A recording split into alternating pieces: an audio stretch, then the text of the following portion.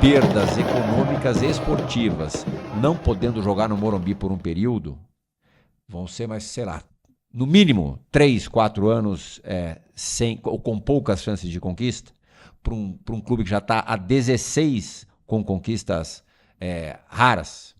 Difícil. A ideia da SAF não me agrada muito, não, porque eu tenho medo de em que mãos o São Paulo possa parar. Um aventureiro, né? Alguém que... Eu não consigo visualizar o São Paulo nas mãos de alguém nos moldes com o perfil do Textor. Eu acho que o Botafogo estava desesperado. O Botafogo corria risco de acabar. Sim, essa está, graças a Deus, longe de ser a realidade do São Paulo. Agora vem cá, o São Paulo, com o potencial que tem, com casa própria, com a terceira torcida do país, situado na principal cidade do continente, só consegue se virar financeiramente se for vendido? Pois é. Não é possível.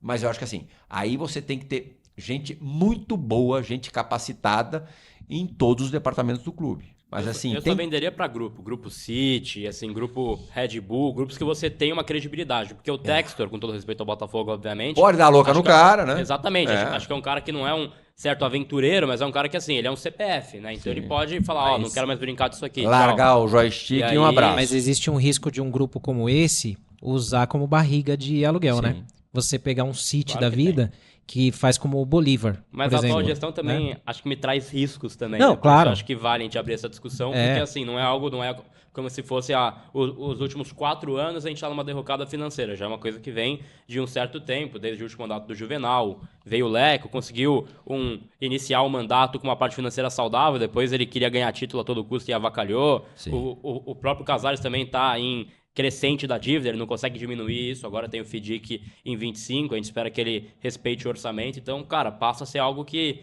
porque é fácil a gente falar que tá difícil e que tá complicado, mas qual que é a solução? Então, acho que esse que é o ponto que o chat mais gosta de escutar quando a gente fala também sobre SAF, sobre as possibilidades, tem chat da galera depois aí pra você também, Plihal, mas acho que é muito mais em cima disso, e acho que é bom a gente ouvir esse seu lado da SAF, porque assim, tô de acordo com você, acho que de fato tem esse lado de que o São Paulo, no mundo ideal, no mundo que acho que é mais profissional, você não precisaria para um clube que, cara, tem o nosso patrimônio, tem a nossa torcida, tem a nossa camisa, cara, ficar sendo vendido, né? Acho que seria uma coisa... Não é possível que não exista outro mecanismo do São Paulo poder, mesmo enquanto sana parte das dívidas, crescer do ponto de vista esportivo, pleitear, realmente brigar de igual para igual. Porque, por enquanto, é muito mais... o São Paulo, nos jogos especiais, consegue render. Claro, você tem menos jogadores de grande potencial. Sim. Você esfora esses caras nos jogos grandes. Lógico que esses caras não vão ter fôlego para a temporada toda. Se você tem um elenco como o do Botafogo, como o do Flamengo... Pensa, olha os jogadores que o Flamengo perdeu e olha o time que continua tendo o Flamengo. E o banco que continua tendo o Flamengo. Quer dizer, a disparidade é muito grande. Total. O Palmeiras está com a casa arrumadíssima. Assim, o mundo dos sonhos é o Palmeiras. Né? O que aconteceu com o Palmeiras é o mundo dos sonhos. O Palmeiras teve ali um mecenas, teve um segundo mecenas, e a gente também não pode falar que foi só sorte, soube se organizar super bem. Eu falo muito que, assim, comparada à era Parmalat do Palmeiras, abrindo um parênteses para falar deles, naquela época o Palmeiras teve uma injeção de grana e não soube trabalhar isso. Porque era jogador, era montagem de time, não investiu em base e estrutura. Sim. Esse ano os caras, essa vez, eles conseguiram... E assim, é de 2015 para cá. De 2015 para cá. Eles conseguiram um estádio novo, que... quem goste ou não esse tema de futebol moderno e tal. Para quem tinha o Parque Antártica? Muito mais rentável, muito mais lucrativo. Investimento na base, que a base do Palmeiras não existia. O Sampaio é muito bom. Então, e ela bate com o São Paulo. Tem que ter um busto desse cara do lado do Ademir da Guia. Total. Esse cara é muito bom. Eu tive já a oportunidade de conhecê-lo, ele já participou do Bora da Vez. Cara, o cara é muito bom. Sim, visionário. Um cara desse revoluciona um clube, cara. Então. Você não precisa vender o clube, entendeu? Sim. Se você tiver 3 Joãos, Paulos, Sampaios, assim, em diferentes segmentos, você revoluciona um clube. E aí que tá, é esse gancho que eu queria pegar.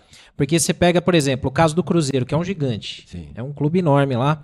E ele, tava numa situação desesperadora, ele é vendido pelo preço do Hendrick. Sim. Se a gente for Talvez até menos, né? Menos até. que o Hendrick, é verdade. Que é as dívidas e tal. 300 e poucos milhões? Esse paralelo assusta, né? Que é um absurdo você imaginar um Cruzeiro gigante desse jeito, né? Sendo vendido por preço de um jogador. Aí você tem o São Paulo, que graças a Deus não tá nessa mesma situação, mas é um alerta, né?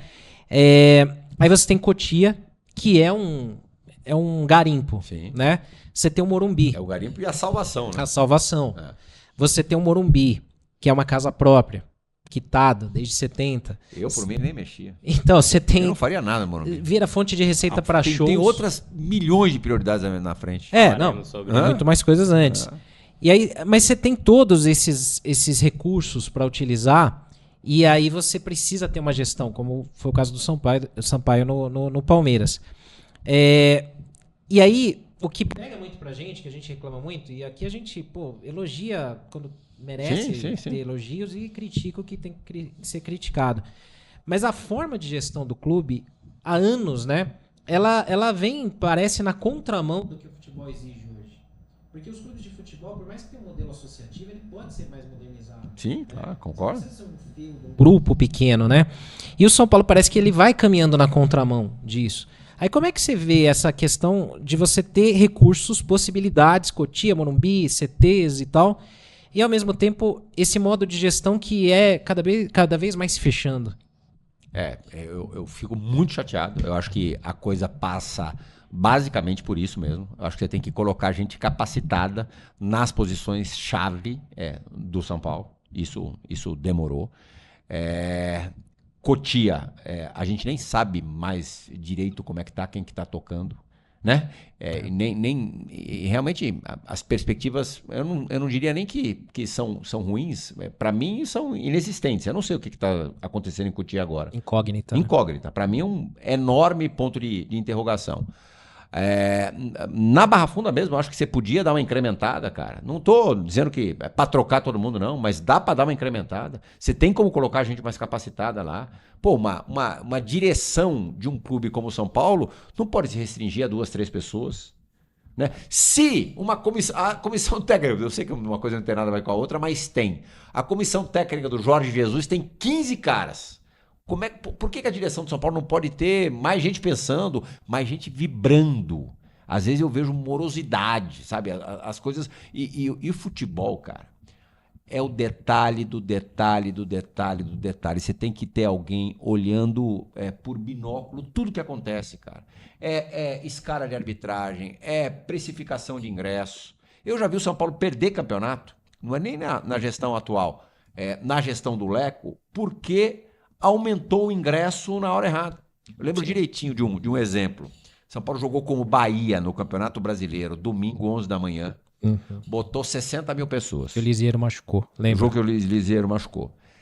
3 dias depois, num jogo que tinha muito mais valor, contra o mesmo Bahia, Copa do Brasil, jogaram o preço lá em cima. Jogo com televisão aberta, 9h30 da noite.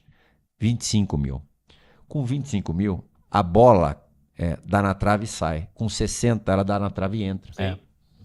Esse tipo, sabe, o São Paulo tem que ter gente pensando nisso. Isso faz toda a diferença. Vocês já imaginaram, quase, se o São Paulo passa do Atlético Mineiro na Copa do Brasil, não jogaria semifinal no Morumbi. É verdade. Isso não existe. Mas ganhou 20 milhões com o Bruno Marques. Primeiro que... Tem que ter um monte de desconto aí nesses 20 milhões. Entre outras coisas, o gramado que você teve que trocar. Isso aí custa, né? E não custa pouco.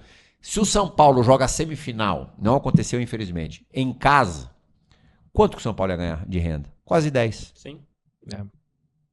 Verdade. O São Paulo... Fora o ganho técnico. Fora o ganho técnico. O São Paulo ganhou os 2 jogos contra a Corinthians e contra o Vasco. Mas o São Paulo, na reta final do campeonato, deixou de jogar 2 vezes no Morumbi. Pô, isso faz uma puta diferença. Muito. E, cara, a gente tem vários jogos que eu brinco que é 1x0 gol da laranja, né? Que é 1x0 gol da arquibancada total. Total. Assim, né? Total, assim. Jogos que você... Acho que a força do torcedor usa o corpo de alguém pra ir lá e fazer o gol. Porque tem uma atmosfera que é diferente, de fato.